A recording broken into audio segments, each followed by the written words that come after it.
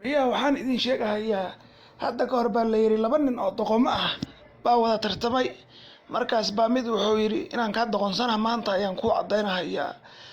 Markaasuu intuu booday buu odag waayeela intuu qabtay buu dhulka dhiguu dhabarka ka jabiyey. Markaasuu yidhi waryaa aniga waad ii jeedaa odagaas waayeelka ah baan kala dirahayaa ma aniga baa doqonnimo igu gaaraysaa.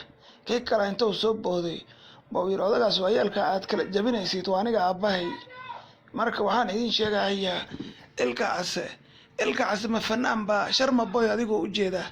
Ilka case wuxuu ahaa fanaankii 2005 iyo 2004 haddeertaana waxaan ku jirnaa casriga 2021 annaga fanka waan isaga baxnay waxaanan ku wareejinay Sharma Boy waanan aaminsanahay Sharma Boy inuu fanaan yahay la tartamaya xidigaha Afrika ugu waaweyn oo adduunka laga cabsanayo buu la tartamaya mar dhow.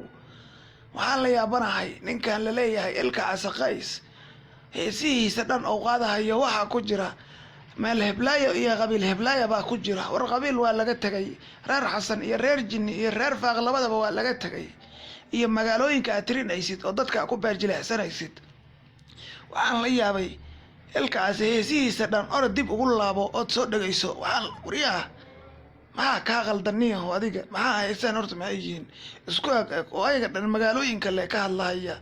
war naga soo bedel laxankan iyo waxaan adiga teeda kale maba tihid fanaanyada hadda jira waxaa taa fanaan lasoo dhaafay 2010 baad hadda dacsanahaysaa ninna 2030 buu dacsanahayaa. waryaa isku fiiri heesahagan xunoo qurunka oo magaalooyinka ka hadlahaya iyo heesahaas maaragtaa Sharma Boy oo ayaga dhan wada xariirta oo lahanka isku eg saaran deelqaaf baa wax lagu qaadahayaa. aniga fanka mar hore baan ka fadhiistay mana doonahayo inaan dib ugu soo noqdo. waryaa naga fariiso dulliyahow odaygaas xuno waayeelka hana soo kicin inaan eeji meeshaada kugula qabanee. waryaa asxaabiya waxaan adinkana idiin sheegahayaa muuqaalkan sheergareeya oo ilka casena ka qariya Sharma Boyna gaarsiiya. maxaa inku dhaca nimanyo adinka jafowga qaybta labaad isku diyaariya dulliyahow.